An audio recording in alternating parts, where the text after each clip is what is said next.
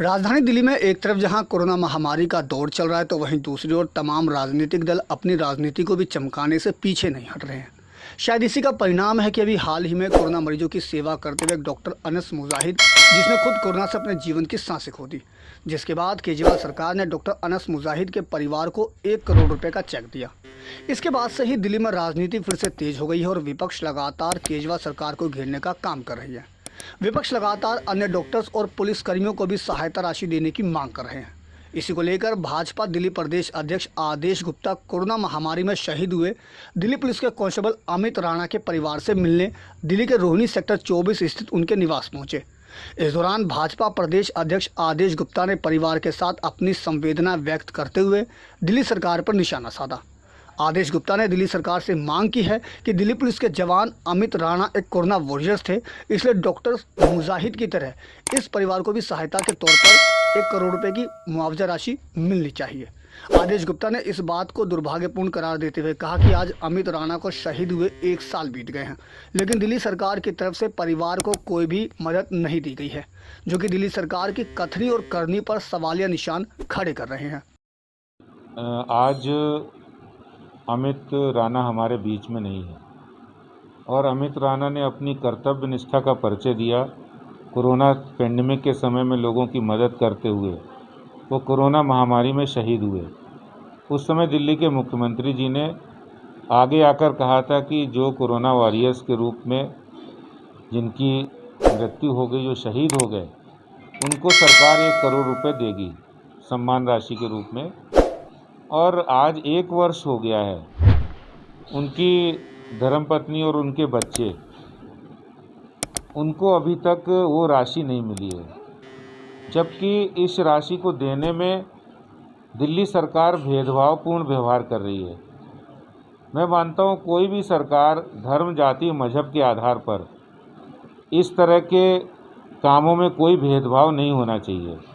और हम जाबांज शहीद अमित राणा जी के यहाँ घर पर आए हैं और हम दिल्ली के मुख्यमंत्री से भी निवेदन करना चाहते हैं कि ये भेदभाव करना छोड़िए आप, और आप तुरंत अमित राणा जी के परिवार और उनकी पत्नी जो पूजा जी हैं और उनके बच्चों, उनको जो आपने घोषणा की उसको तुरंत प्रभाव से रिलीज कीजिए। जबकि इस बाबत शहीद जवान अमित राणा की पत्नी का भी दर्द साफ देखने को मिला।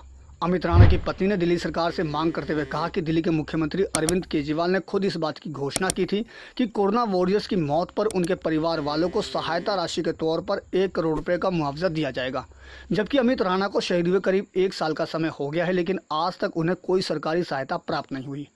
अमित राणा की पत्नी ने केजरीवाल सरकार से मांग की है कि उनके 2 छोटे छोटे बच्चे हैं और अमित की मौत के बाद परिवार को चलाने वाला भी कोई नहीं है, लिहाजा सरकार उनकी ओर ध्यान दे और हर संभव मदद प्रदान करे। मेरे हस्बैंड को गए 1 साल हो गया।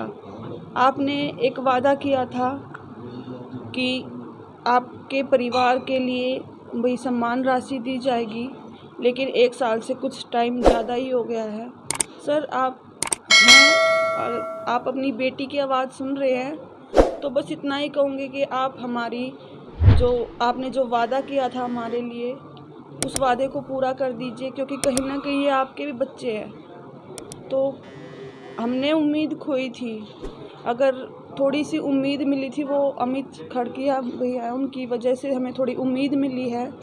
और सर, हमारी उम्मीद को अब मत तोड़िए, मेरे बच्चों की तरफ देख लीजिए।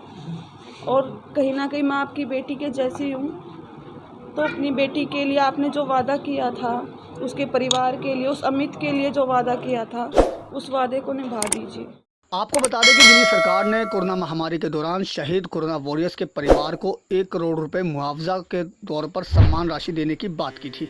ऐसे में अब देखना लाजमी होगा कि दिल्ली सरकार कब तक इस परिवार की ओर अपना ध्यान आकर्षित करती है और दिल्ली सरकार द्वारा घोषणा की गई मुआवजा राशि कब तक शहीद अमित राणा के परिवार को दी जाती है, क्योंकि विगत 1 वर्ष से यह परिवार दिल्ली सरकार द्वारा दी जाने वाली सहायता राशि की आस लगाए बैठा है।